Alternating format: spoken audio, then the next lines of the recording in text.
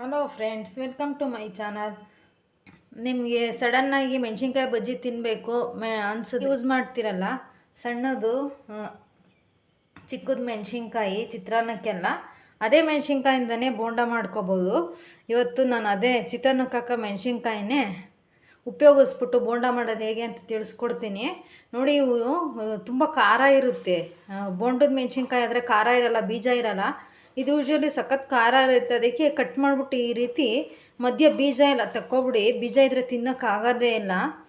ಇದೇ ಬೀಜ ತೆಗೆದ್ರೇ ತುಂಬ ಖಾರ ಇರುತ್ತೆ, ತಿನ್ನೋಕ್ಕಾಗಲ್ಲ. ಅದಕ್ಕೆ ಬೀಜ ಕಟ್ ಮಾಡಿಬಿಟ್ಟು ಸ್ಲಿಟ್ ಮಾಡ್ಕೊಂಬಿಡಿ. ಎಲ್ಲ ಬೀಜ ಎಲ್ಲ ರಿಮೂವ್ ಮಾಡ್ಕೊಂಡಿದ್ದೀನಿ. ಈಗ ಮಾಡೋದು ಹೇಗೆ ಅಂತ ತಿಳಿಸ್ಕೊಡ್ತೀನಿ. ಅದಕ್ಕೂ ಮುಂಚೆನೇ ಯಾರು ನನ್ನ ಚಾನಲ್ನ ಸಬ್ಸ್ಕ್ರೈಬ್ ಮಾಡ್ಕೊಂಡಿಲ್ವ, ಪ್ಲೀಸ್ ಸಬ್ಸ್ಕ್ರೈಬ್ ಮಾಡ್ಕೊಳ್ಳಿ. ಬನ್ನಿ, ನಾನಿಲ್ಲಿ ಆ ಮೆಣಸಿನ್ಕಾಯಿಗೆ ಎಷ್ಟು ಬೇಕೋ ಅಷ್ಟು ಕಡಲೆ ಹಿಟ್ಟನ್ನ ತೊಗೊಂಡಿದ್ದೀನಿ. ಅದಕ್ಕೆ 1 ಟೇಬಲ್ ಸ್ಪೂನ್ ಆಗೋವಷ್ಟು ಜೀರಿಗೆ ಆ್ಯಡ್ ಮಾಡ್ಕೊತೀನಿ.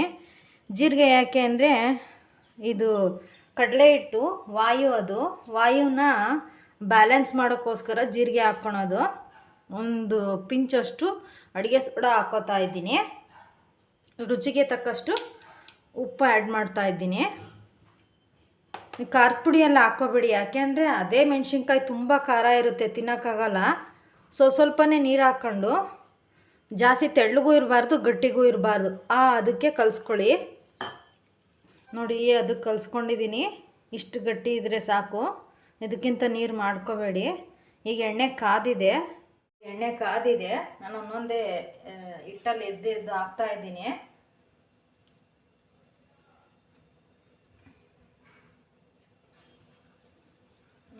ನೋಡಿ, ಈಗ ಇದನ್ನೆಲ್ಲ ಇನ್ನೊಂದು ಸೈಡ್ ಬೇಯೋಕ್ಕೆ ಟರ್ನ್ ಮಾಡ್ಕೊಳ್ಳಿ 1 ಸ್ಪೂನ್ ಸಹಾಯದಿಂದ.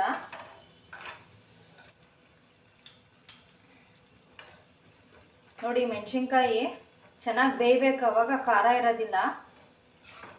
ನೀವು ನೋಡ್ತಿರ್ಬೋದು, ಮೆಣಸಿನ್ಕಾಯಿ ಚೆನ್ನಾಗಿ ರೋಸ್ಟ್ ಆಗಿದೆ, ಎಷ್ಟು ಫ್ರೈ ಆಗಿಬಿಟ್ಟಿದೆ. ಈಗ ಆಗಿದೆ, ಇದು ತೆಕ್ಕೊತೀನಿ ನಾನು. ಇದಕ್ಕೆ ನೋಡಿ ಫ್ರೆಂಡ್ಸ್, ತುಂಬ ಖಾರ ಇರೋಂತಹ ಸ್ಪೈಸಿ ಚಿಲ್ಲಿ ಬೋಂಡ ರೆಡಿಯಾಗಿದೆ.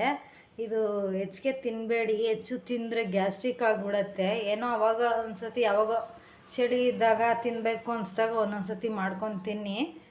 ಪುರಿ ಜೊತೆಗೆ ಒಳ್ಳೆ ಕಾಂಬಿನೇಷನ್ ಇದು. ಚುರುಮುರಿನ ಇದ್ರ ಖಾರ ಪುರಿ ಮಾಡ್ಕೊಂಡು ಅದ್ರ ಜೊತೆಗೆ ತಿಂದರೆ ಚೆನ್ನಾಗಿರುತ್ತೆ. ನೀವು ಒಂದ್ಸತಿ ಟ್ರೈ ಮಾಡಿ ನೋಡಿ. ಇವತ್ತಿನ ರೆಸಿಪಿ ನಿಮ್ಗೆ ಇಷ್ಟ ಆದರೆ ಲೈಕ್ ಮಾಡಿ, ಶೇರ್ ಮಾಡಿ.